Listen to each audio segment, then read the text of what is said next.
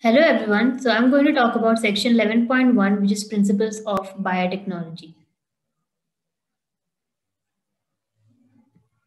Definition of biotechnology. So biotechnology deals with techniques of using living organisms or enzymes from organisms to produce products and processes which are useful to human beings. Example is curd. Curd is obtained from lactobacillus, bread is obtained from yeast, wine is obtained from grapes. Then we can actually produce a test tube baby by fusion of a sperm and egg in an in vitro fertilization state, and we can actually obtain a DNA vaccine. So the definition by European Federation of Biotechnology says that the integration of natural science and organisms, cells, parts thereof, and molecular analogs for products and services. Instead of going into the text first we'll actually look into the images and then we'll go back to the text. So this here, as you can see, is the donor DNA, this particular part. And the one which is in yellow is actually our desired DNA. And this is also referred to as the foreign DNA. So we want to cut this desired DNA and put it into this plasmid. What is a plasmid? So basically there is a bacterial cell which consists of the chromosomal DNA and some plasmid DNA. This plasmid DNA is circular and self-replicating. It replicates on its own. It contains a region called as ori, that is origin of replication, from where replication starts. Now the desired DNA is cut from the donor DNA, and the plasmid DNA is also cut at a specific site. The same restriction enzyme is used here. Restriction endonuclease is nothing but restriction enzyme. So the same restriction enzyme is used in both the cases, and then this desired DNA is incorporated into the cut plasmid DNA with the help of an enzyme called as ligase. Ligase acts like a glue. And the recombinant DNA is when the foreign DNA or the donor DNA is incorporated into the plasmid. This is called recombinant DNA. Then after that, the recombinant DNA is introduced into, this is the recombinant DNA, it is introduced into a bacterial cell. Preferably we use E. coli. And then multiple copies of the bacterial cell is made. So multiple copies of the particular cell is actually made. So there is replication of the plasmid DNA and also replication of the bacterial cell that is taking place. And this is referred to as gene cloning. We look into another picture. So forget this AATT right now. I will explain it in my later videos. So this is a donor DNA, also referred to as a foreign DNA. And then we have a vector. Vector is nothing but the plasmid DNA. Vector is otherwise referred to as vehicle. So it actually carries the alien DNA into it and incorporate it into host cells. So we actually cut the respective parts of the DNA, the plasmid DNA, with the help of an enzyme called as restriction enzyme. And then we incorporate both of them together with the help of an enzyme called as DNA ligase, which acts as like a glue and seals the deal. After that, the DNA is introduced into the bacterial cells. Here we use E. coli. So the plasmid DNA is introduced into the bacterial cells and they multiply. Plasmid DNA multiplies, it becomes either 3, 2, 1 or many copies. And also the bacterial cell as well multiplies. And this process is referred to as gene cloning.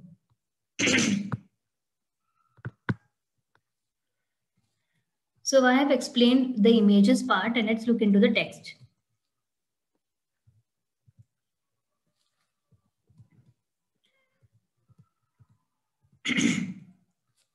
So genetic engineering, it requires alteration of the genetic material. So genetic material is altered in this case, and then introduction into the host cell to change the phenotypic characteristics of the organism. So here we have the gene of an organism or DNA of an organism, and here we have the desired gene. And here is the host cell organism. Now we want to incorporate this blue color gene into this. For example, this particular gene is actually useful because it gives a person a height of 6.1 feet. This is just an example so that when we incorporate this gene into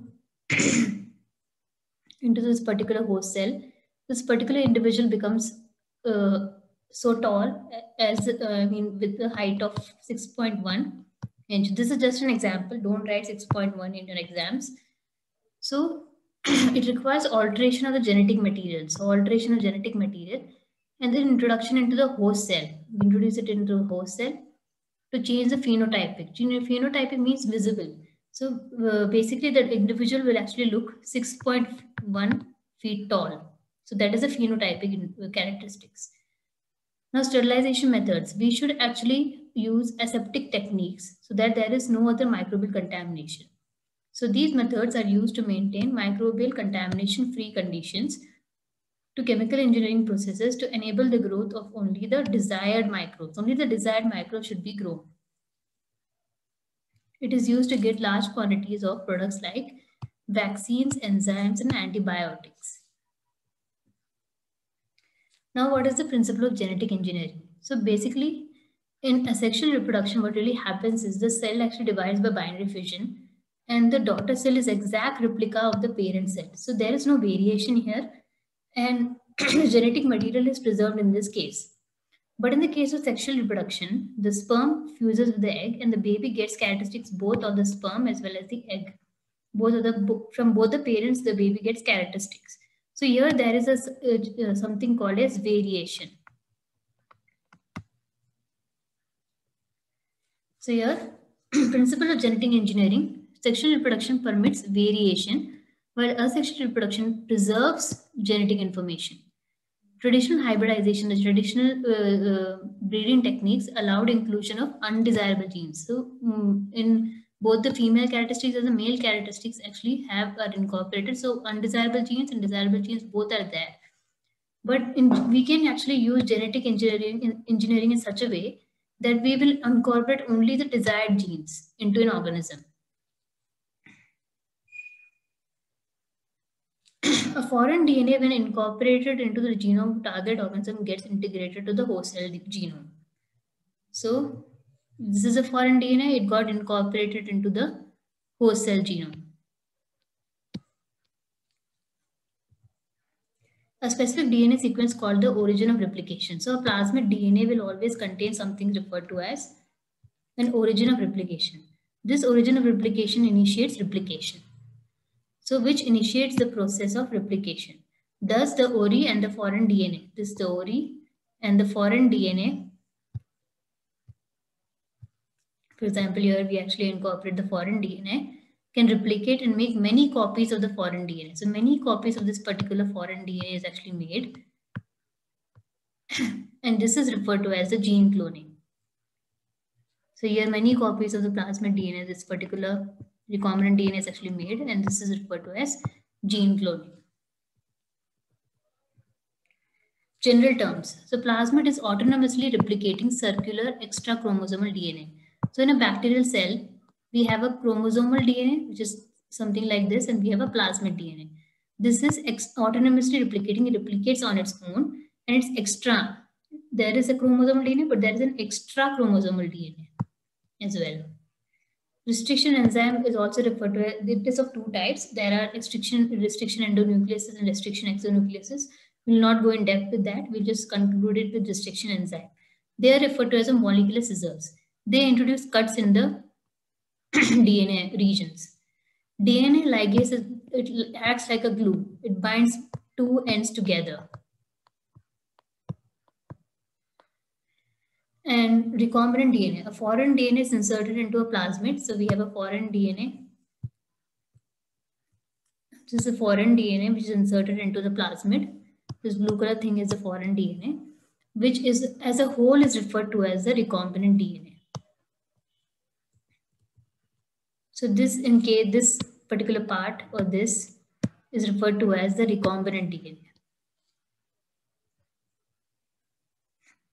Construction of an artificial recombinant DNA molecule. So Stanley Cohen and Herbert Boyer, they isolated an antibiotic resistant gene. So just imagine that this particular gene right here, or maybe this particular yellow color gene right here, is an antibiotic resistant gene. So they isolated the antibiotic resistant gene by cutting out a piece of DNA from a plasmid of Salmonella typhimurium. Antibiotic resistant gene, which is the foreign DNA, was cut using restriction enzyme and then transferred to the plasmid DNA using the DNA ligase. So this particular gene is being cut and put into a plasmid DNA with the help of restriction enzyme, and then it's ligated together or glued together with the help of an enzyme called as DNA ligase.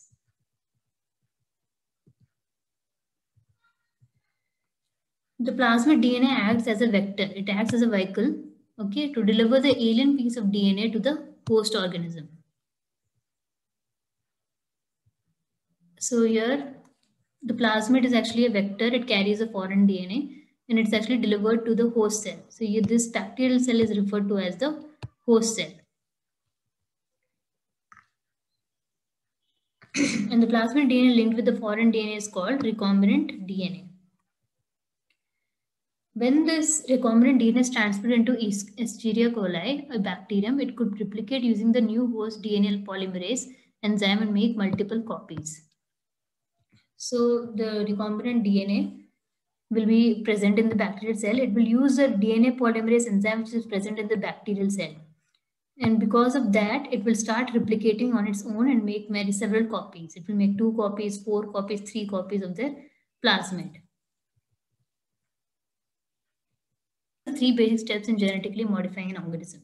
First, we need to identify the DNA with the desirable genes. So in this case, we actually identify the DNA, which is of a desirable. This is a DNA, which is actually quite desirable. And then we need to introduce the identified DNA into the host.